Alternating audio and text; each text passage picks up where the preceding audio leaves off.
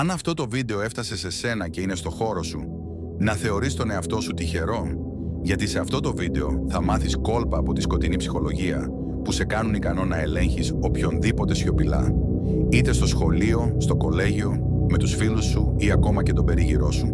Σοψυχοπαθείς σαν τον Χίτλερ, μεγάλες εταιρείες, πολιτικοί, πολιτές και κάποιοι άνθρωποι γύρω σου, χρόνια ολόκληρα χρησιμοποιούν αυτά τα κόλπα για να σε χειραγωγήσουν. Και εσύ δεν το καταλαβαίνεις. Αλλά να είσαι έξυπνος, μη χρησιμοποιήσεις αυτά τα κόλπα με λάθος τρόπο. Άρα αν είσαι έτοιμος να κάνεις τον κόσμο να χορεύει με ένα νεύμα σου, γράψε στα σχόλια I am ready. Και όποιος έχει αδύναμο μυαλό, αυτό το βίντεο δεν είναι για αυτόν. Φύγε τώρα, γιατί όταν μπεις στον κόσμο αυτών των κόλπων, η επιστροφή είναι δύσκολη. Ας ξεκινήσει το παιχνίδι. Κόλπονο 1. Ψυχολογία της εκδίκησης, Revenge Psychology.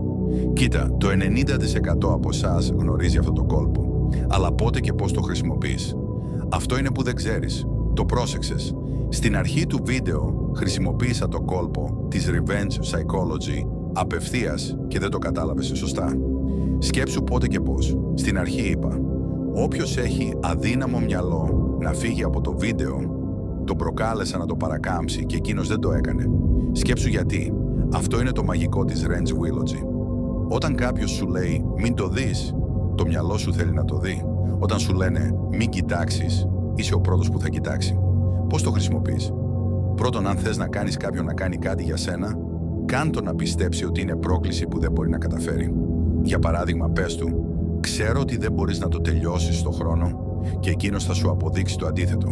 Δεύτερον, πες του ότι αυτό που ζητάς είναι βαρετό και άφησέ τον να αρνηθεί πρώτα. Έτσι θα θελήσει να αποδείξει ότι μπορεί. Τρίτον, δείξε ότι δεν περιμένεις τίποτα από αυτόν. Αυτό τον κάνει να δώσει 100% για να αποδείξει το αντίθετο. Κόλπονο 2. Η ψευδαίσθηση της επιλογής. Choice Illusion. Ο Ρίτσαρντ Σότον, στο βιβλίο του «Η ψευδαίσθηση της επιλογής», λέει ότι οι αποφάσεις μας δεν είναι λογικές, αλλά προβλέψιμες. Πώς? Όταν σου δίνουν συγκεκριμένες προσφορές, πάρε ένα και βάλε το δεύτερο δωρεάν, ή 50% έκπτωση, νιώθεις ότι διάλεξες το καλύτερο. Αλλά στην πραγματικότητα έπρεπε να αγοράσεις ούτως ή άλλως. Όταν σου δίνονται περιορισμένες επιλογές, το μυαλό σου δεν σκέφτεται την τρίτη επιλογή. Αυτό το ονομάζουν ψευδαίσθηση της επιλογής. Και όταν κάποιος νομίζει ότι διάλεξε με τη θέλησή του, είναι ικανοποιημένος και εσύ παίρνεις αυτό που θέλεις. Οι ισχυροί άνθρωποι πάντα δίνουν δύο επιλογές, αλλά το αποτέλεσμα είναι πάντα προς όφελός τους.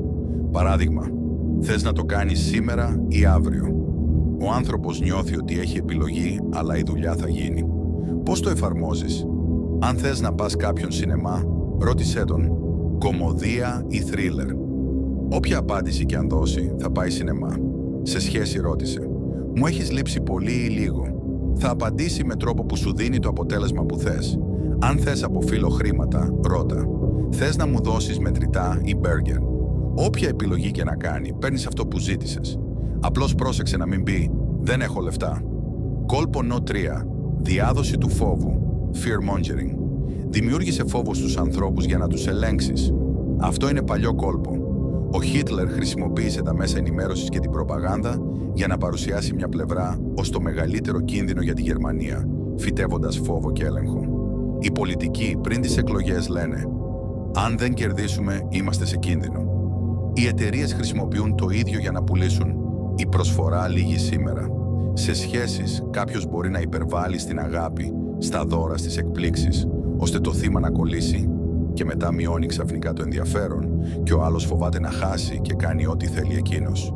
Και πάλι, μην καταχραστείς αυτό το κόλπο. Χρησιμοποίησε το μόνο για άμυνα, ώστε να μην σε χειραγωγήσουν. Κόλπονο 4. Προσομοίωση της προσωπικότητας. Camouflage and manipulation. Οι άνθρωποι εμπιστεύονται περισσότερο αυτούς που μοιάζουν με αυτούς, στην ίδια σκέψη και συμπεριφορά. Αυτό είναι το μεγαλύτερο σου όπλο. Αν ο άλλος είναι συναισθηματικός, γίνε λίγο ευαίσθητος. Αν είναι αστείος, γίνε μέρος του γέλιου του. Αν είναι φιλόδοξος, μοιράσου τους στόχους σου. Αυτή η αλλαγή είναι σαν να αλλάζεις το χρώμα του φιδιού. Αντικατοπτρίζεις την ενέργειά του, τα λόγια του, τη γλώσσα του σώματος και τα ενδιαφέροντά του, έτσι ώστε να νομίζει ότι το καταλαβαίνεις απόλυτα. Όταν προσαρμόζεσαι στη διάθεσή του, αρχίζει να εξαρτάται από σένα. Αυτό είναι ισχυρό και επικίνδυνο. Αλλά μην το χρησιμοποιείς με δόλο, γιατί η εμπιστοσύνη μπορεί να σπάσει αν καταλάβουν ότι παίζεις ρόλο. Χρησιμοποίησέ το για άμυνα. Αν νιώσεις ότι κάποιος σε χειραγωγεί, ταιριάξτε το στυλ του και προέβλεψε την επόμενη κίνησή του. Θυμήσου, το φίδι αλλάζει χρώμα για να επιβιώσει και εσύ αλλάζεις για να υπερασπιστείς την αξιοπρέπειά σου.